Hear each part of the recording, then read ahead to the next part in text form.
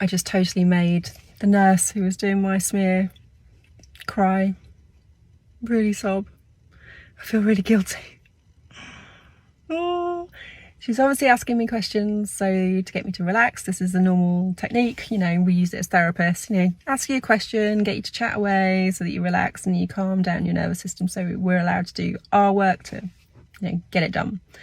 So she asked me, you know, she's doing the form, so you've got kids, you've got George, who has type 1 diabetes, that must be on my form. And so going, all right, get up on the bed, get undressed, legs open, you know, the usual. And she's asking questions while she's prepping. She's starting to chat about it. So, oh, so when was he diagnosed with type 1 diabetes? I go, oh, when he was a baby, 6 months old. It's actually going to be his 12-year anniversary of diagnosis. End of this month. And she went, oh my God, you're kidding. I didn't know they could get it as babies. How did that happen? How did you know?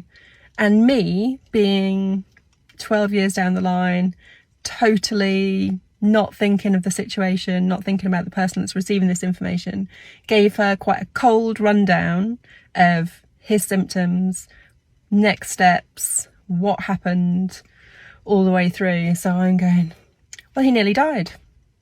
She looked at me. What? Said, well, he nearly died. That's how we knew he had type 1 diabetes. And I didn't register that that was not great information for her to hear, or the right delivery. And so I said, yeah, so he's our first child, so I didn't know that when he was peeing through his nappies that was a problem. I thought he just needed size up nappies. He was losing weight, but he just started to crawl, so I thought, you know, he's exercising more, so he's going to lose a bit of weight maybe. And then he was vomiting, could have a bug. You never know with babies. And then he woke up one morning and he was wheezing like he had a chest infection. And I booked an appointment at the doctor's, which is the doctor's surgery that I was at. And so the doctor said, I don't think it's a chest infection. I'm going to call you an ambulance. You need to go. So we went emergency to hospital.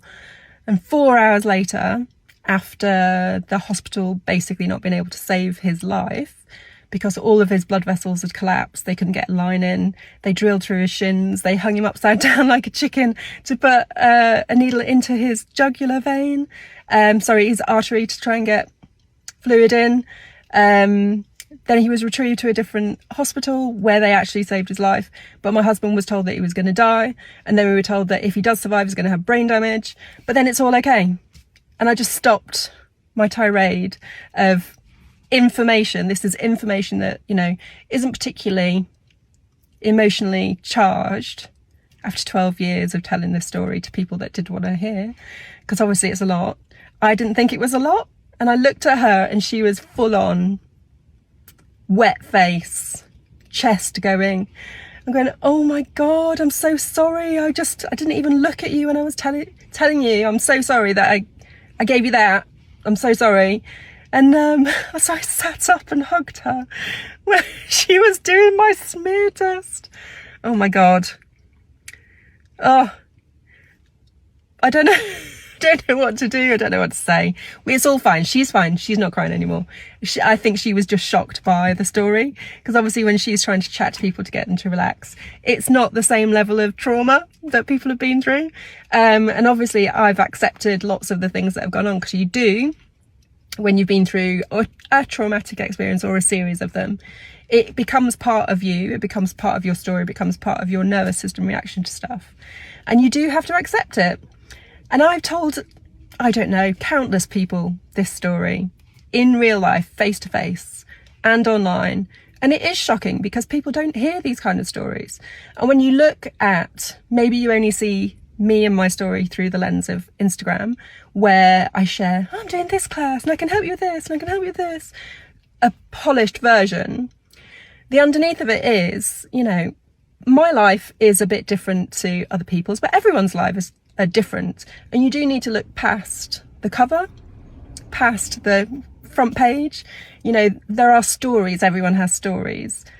But what I've learned from today, maybe it's not everyone's open to or ready to hear all the stories.